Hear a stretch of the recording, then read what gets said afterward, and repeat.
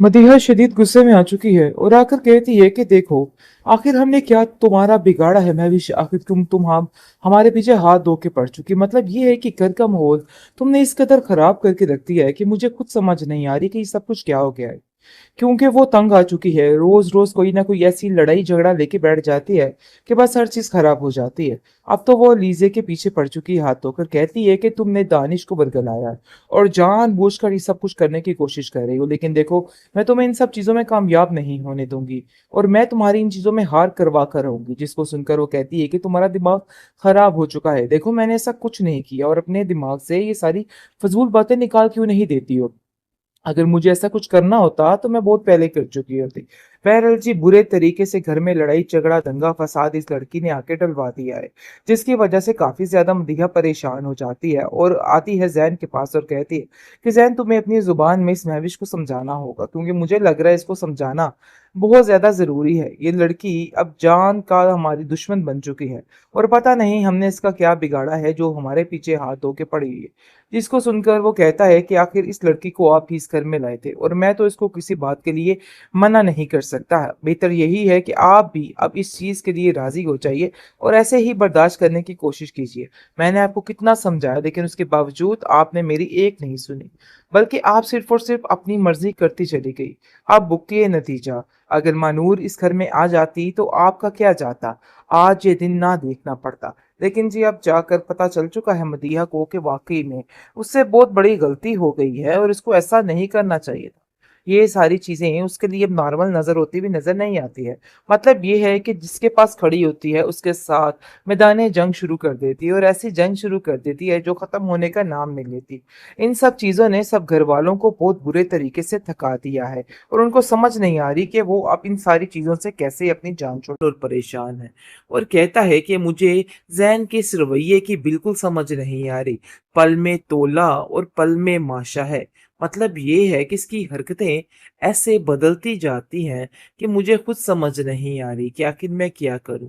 इन सब चीजों के पीछे क्या गहरा राज छुपा है, इन चीजों की तो मुझे बिल्कुल भी समझ नहीं है। बहरहाल जी, आप देखेंगे कि महविश कहती है कि मुझे खुद आप लोगों की समझ नहीं आ रही। अगर मेरी जिंदगी थोड़ी सुकून से आई है तो आप लोगों को किस किस्म के वसवसे सता रहे हैं। आखिर चाहती क्या है आप मुनीजा आंटी, मुझे आप ये बता दीजिए। आज तक तो आपने मुझे सुकून लेने नहीं दिया और आज मेरी खुशियों के पीछे हाथ धो के पड़ रही है। मतलब ये है कि किसी को भी जैन की इतनी मोहब्बत जो उसको दिखाई दे रही है, रास नहीं आ रही। मुनीजा कहती है कि देखो दिलावर, मुझे तो ऐसा लगता है कि जैसे सदमे में, मानूर के सदमे में ये जैन पागल हो चुका है, उसका दिमाग बिल्कुल मऊफ हो चुका है। उसको कुछ समझ नहीं आ रही कि उसने क्या करना है और क्या नहीं करना।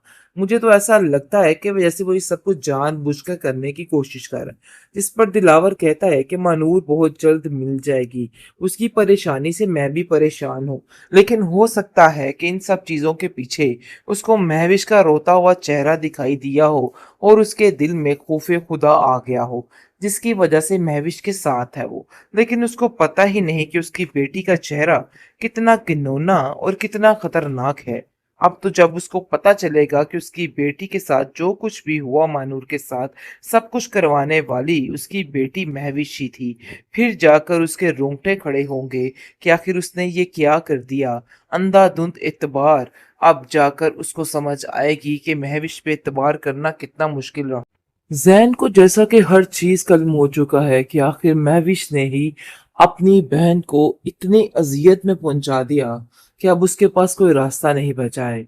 वो उसको ये सांस दिलाने की कोशिश कर रहा है कि वो उससे बहुत ज्यादा प्यार करता है और वाकई में उसके साथ बहुत ज्यादा खुश है। मदीहा ये देख देख के हैरान हो रही है कि आखिर इतनी जल्दी इतनी बड़ी तब्दीली जैन तुम में कैसे आ सकती है। क्या तुम मुझे बता सकते हो कि वाकई दिल से तुमने उस महविश को कबूल कर लिया है, या फिर इसके पीछे तुम्हारी कोई चाल है। जिस पर वो अपनी माँ को कहता है कि आप कैसी बातें कर रही हैं, ऐसा कुछ भी नहीं है। मैं आपको यकीन दिलाता हूँ कि आपको परेशान होने की जरूरत नहीं है। मैं आपका मान कभी नहीं तोड़ूंगा। बल्कि कुछ लोगों की हकीकत को आपके सामने लाने की कोशिश करूँगा। लेकिन जी आप देखेंगे कि महविश खुद इस बात से हैरान है कि आखिर उसकी काया कैसे पलट गई, कैसे हर चीज़ उसके हाथ में आ गई। उसको खुद समझ नहीं आ रही और वो मदीहा को कहती है कि मुझे तो ऐसे लगता है कि जैसे कोई जादू सा हो गया है, क्योंकि ज़ैन बिल्कुल बदल चुका है। मैं तो ऐसा सोच भी नहीं सकती थी। मैंने ख्वाबों में ही सब कुछ सोचा था और देखिए आंटी, सब कुछ मुझे आज मिल चुका है। जिस पर मदीहा उसको कहती है कि बात तो तुम्हारी ठीक है और देख लो किस्मत ने किस किस तरीके से करके तुम्हें उससे मिला दिया। लेकिन मदीहा को ये पता ही नहीं है कि आखिर किसने कितनी बड़ी चाल चलती है। लेकिन उसको अपने बेटे की इस रवैये से काफ़ी हैरानगी भी हो रही है और वो काफ़ी परेशान भी है, क्योंकि जैसे ही वो उसको इतना प्यार करते हुए देखता है और हैरान हो जाती है। आप देखेंगे कि वो साफ-साफ कह देती है कि देखो मैं जानती हूँ कि तुम जो कुछ कर रहे हो ना, कुछ ज़्यादा ही ओवर करने की कर रहे हो कोशिश, लेकिन महविश के साथ किसी किस्म की नाइंसाफ़ी मैं बर्दाश्त नहीं करूँगी। आप देखेंगे जी दूसरी तरफ दिलावर काफ़ी ज़्यादा हैरान और परेशान है और कहता है कि मुझे ज़ैन के इस रवैये की बिल्कुल समझ नहीं आ रही।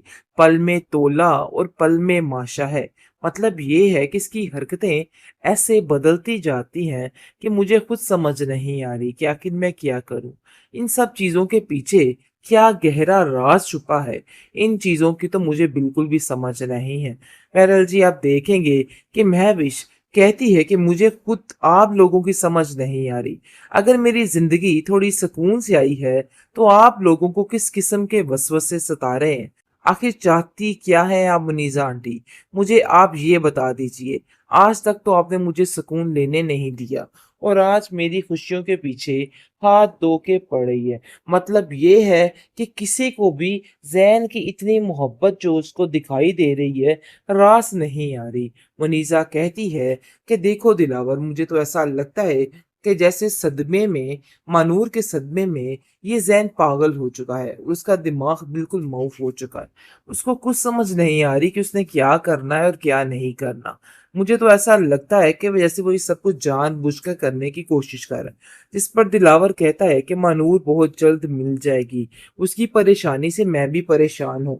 लेकिन हो सकता है कि इन सब चीज़ों के पीछे उसको महविश का रोता हुआ चेहरा दिखाई दिया हो और उसके दिल में खौफ़े खुदा आ गया हो, जिसकी वजह से महविश के साथ है वो। लेकिन उसको पता ही नहीं कि उसकी बेटी का चेहरा कितना घिनौना और कितना खतरनाक है। अब तो जब उसको पता चलेगा कि उसकी बेटी के साथ जो कुछ भी हुआ मानूर के साथ, सब कुछ करवाने वाली उसकी बेटी महविश ही थी।